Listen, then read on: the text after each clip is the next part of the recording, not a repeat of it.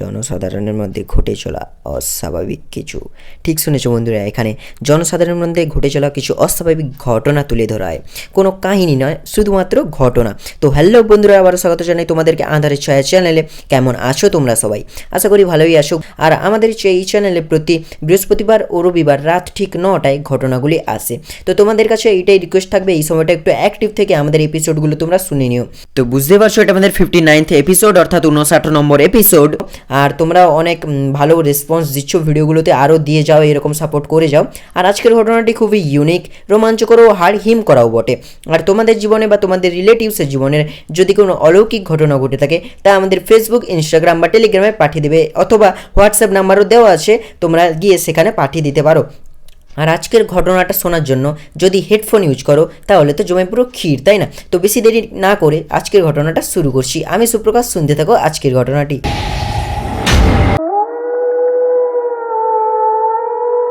তো এই ঘটনাটা পাঠিয়েছে আমাদের শুভময় মণ্ডল। তো শুভময় দা ভাই আমাদের যেভাবে ঘটনাটা পাঠিয়েছেন হোয়াটসঅ্যাপে, আমিও ঠিক তোমাদের সেভাবেই শোনানোর চেষ্টা করছি। আশা করি দা ভাই তুমিও তোমার পুরো আঁধারের ছায়া ফ্যামিলি ভালোই আছে। ঘটনাটা প্রায় বছর 40-এর আগের কথা। মরা পোড়ানোর জন্য বাঁশের খাটিয়ায় করে গঙ্গার পাড়ে নিয়ে যাওয়ার রেওয়াজ ছিল। মরে গঙ্গা না পেলে মৃত বা মৃতার আত্মা শান্তি হয় কি হয় না জানি না, কিন্তু তার ছেলেমেয়েরা যে পাড়া প্রতিবেশীদের কটূক্তির শিকার হয়ে অশান্তিতে থাকতে বাধ্য হতেন, এটা ঘটনা। যা হয় আর কি, সব গ্রামেই বাপে খেদানো মায়ে তাড়ানো গোছের কিছু তরুণ থাকেই সবসময়, যারা বেশিরভাগই শিক্ষিত কিন্তু বেকার। এমন ঘরের খেয়ে বনের মোষ তাড়ানোই তাদের অলিখিত পেশা। তো আমাদের গ্রামও তার ব্যতিক্রম ছিল না। গ্রামের গোটা 10 ছেলেকে তো সবসময় পাওয়া যেত শ্মশান যাত্রীর দলে। এই ঘটনাটার শিকার তাদেরই একজন হয়েছিল। ছেলে ছোকরার দল কোনো অকৃতদারের শবদাহ করতে বেরোলে ইয়ার্কি ঠাট্টা তামাশার অন্ত রাখত না। আর সেটাই কাল হলো তাদের। যে ভদ্রলোকের শবদাহ করতে চলেছিল তারা সেদিন, তিনি ছিলেন গ্রামের অন্যতম বিত্তশালী, কৃপণ এবং তাদের ভাষায় একেবারে হাড় বজ্জাত। একটা ছোট্ট ঘটনার কথা বললেই বোঝা যাবে তার উপর ছেলেদের রাগের কারণ। ছোট কর্তা একবার নিজের পুকুরের একটা ধার ধরে প্রায় বিঘে 3 জায়গা বেড়া দিয়ে ঘিরে আমবাগান বানিয়েছিলেন। সারাদিন রাত সেখানে একটা মাচা বেঁধে তিনি শুয়ে থাকতেন আম পাহারা দেওয়ার জন্য। কসমিনকালে কাউকে একটা ঝড়ে পড়া আমের আঁটিও দেননি তিনি। তো ছেলেদেরও রোখ চাপল, চেয়ে যখন পেলাম না, চুরি করে পেড়ে নিয়ে আসবো। ব্যাস, একদিন রাতে আমার বাবার কাছে টিউশন পড়ার মাঝে বাথরুম করতে যাবার নাম করে বেরিয়ে গিয়ে তারা বেড়া টপকে ঢুকলো সেই আম বাগানে। আম পাটা চলছে এমন সময় ছোট কর্তার কোনো কারণে সন্দেহ হয় সেদিকে আসেন। তাকে আসতে দেখে বাকিরা তো মার দৌড়, বেড়া টপকে পালালো। কিন্তু গাছের ওপরে ছিল বাপিন, আর তার পালানো হলো না। তার আগেই ছোট কর্তা এসে আমফালন শুরু করলেন। কে রে ওখানে?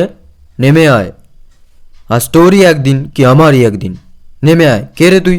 বাপিন দেখল তার ধরা পড়ে যাওয়া ছাড়া আর কোনো পথ নেই, তাই বাঁচার একটা শেষ চেষ্টা করলো। তড়াং করে ছোট কর্তার গায়ে লাফিয়ে পড়ে উত্তর দিল, তোর বাপ। বলেই সেও বেড়া টপকে দিল দৌড়। ছোট কর্তা তার ধাক্কায় পড়ে যাওয়ায় আর ঘটনা আকস্মিকতায় সেই মুহূর্তে কিছুই করে উঠতে পারলেন না। কিন্তু দমবার পাত্র তিনিও তো নন, সেটা টের পেল সবাই পরের দিন সন্ধ্যায়। সবাই আমার বাবার কাছে পড়তে এসেছে টিউশনে। এমন সময় ছোট কর্তা এসে হাজির। বারান্দায় বাপিনের ঠিক সামনেটায় এসে বসে বললেন, বাবা গো, এলাম। আমার বাবা তো শুনে হতবাক। কি হলো ব্যাপারটা? ছোট কর্তাই তো তখন আগের রাতের পুরো ঘটনাটা বললেন বাবাকে। আমার স্পষ্ট মনে আছে, আমাদের সেই খড়ের চালের বারান্দার চালের বাতায় গোঁজা ছিল লাঙল দেবার সময় গরু ঠ্যাঙানোর পাঁচন। সেটাই নামিয়ে এনে বেধড়ক মার মেরেছিল বাবা বাপিন আর ওর বন্ধুদের। তো এহেন ছোট কর্তার শব্দাহে চলেছে কিনা বাপিনদের সেই গ্রুপটাই, যাদের সাথে বরাবর সাপে নেউলে সম্পর্ক ছিল তাঁর জীবদ্দশায়। যাই হোক, তারা তখন ওই বিশেষ সমাজসেবাটিতে গ্রামে বেশ খ্যাতি অর্জন করেছিল, তাই কেউই অনিচ্ছা সত্ত্বেও না করতে পারল না।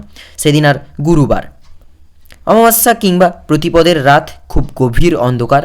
তাদের সাথে একটা হ্যাজাক আর লিটার 10 কেরোসিন তেলের একটা জার ছিল, এইটুকুই যা ভরসা। সেই আলোয় ফাঁকা 10টা জায়গার বেশি দূর অবধি এমনিও অবস্থা দেখা যায় না। তারপর আবার তিনবার ডান দিক থেকে এসে রাস্তা কেটে গেল শিয়াল, যা অশুভ লক্ষণ বলেই ধরা হতো সাধারণত। শবদেহ নিয়ে গ্রাম ছাড়ার পরই ওরা ঠিক করলো দুষ্টু ছোটকর্তা বেঁচে থাকতে তাদের অনেক অনেক জ্বালিয়েছেন, কিন্তু এবার তো তার কিছু করার নেই, ওরা শোধ নেবে তার মরার উপরেই। সেই মতো নদীর চরে শ্মশানে পৌঁছে প্রথমেই প্রত্যেক একটা করে চেরা কাঠ তুলে নিয়ে বেধড়ক ধুলাই করলো মৃত ছোট কর্তাকে। তারপর শবদেহের আগে কিছু খেয়ে নেবে ঠিক করলো তার।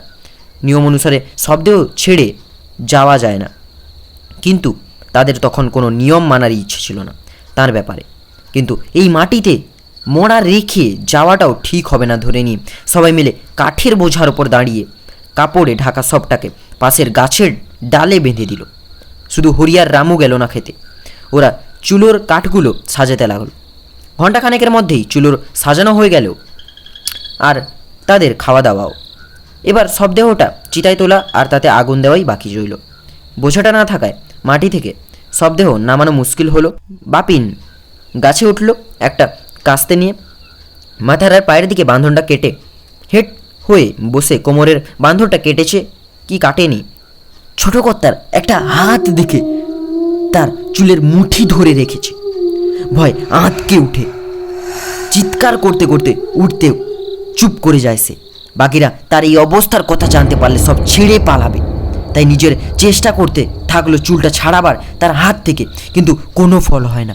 এরকম ভয়ঙ্কর অবস্থায় সে আগে কখনো পড়েনি। বিপদে আছে, সঙ্গীরাও আছে, অথচ তাদের থেকে সাহায্য চাওয়া যাবে না। অগত্যা কাস্তে দিয়ে মুঠি সমেত তার চুলের গোছাটা পেঁচিয়ে পেঁচিয়ে কেটে ফেলেছে। তার মাথার মাঝখানে সব চুলই প্রায় মুঠিয়ে কেটে ফেলতে হয় তাকে। তারপরই এক টানে মোড়ার কোমরের বাঁধনটাও কেটে দেয় আর গাছের ওপর থেকে ধপাস করে নিচে পড়ে ছোট কর্তার শবদেহটা। তারপর সাবধানে গাছ থেকে নেমে আসে। রামুর কাছ থেকে জলের জগটা নিয়ে ঢকঢক করে এক পেট জল খায় কাঁপতে কাঁপতে। বাকিরা শবদেহটা ধরাধরি করে চুলো তোলার সময় দেখে তার হাতের মুঠো ভর্তি এক গোছা চুল। তারপর বাপিনের দিকে তাকাতেই বুঝতে পারে সেটা কোথা থেকে এলো। তো এই ছিল আজকের ঘটনা যা শুভময় দা ভাই আমাদের পাঠিয়েছেন। তোমাদের ঘটনাটা কেমন লাগলো অবশ্যই কমেন্ট করে জানিও, আর ভালো লাগলে অবশ্যই একটা লাইক করে দিও, আর আমাদের চ্যানেলটিকে সাবস্ক্রাইব করে নিয়ে আমাদের পরিবারের সদস্য হয়ে ওঠো। তো দেখা হচ্ছে তোমাদের সঙ্গে নেক্সট এপিসোডে, ততক্ষণের জন্য ভালো থেকো, বাই।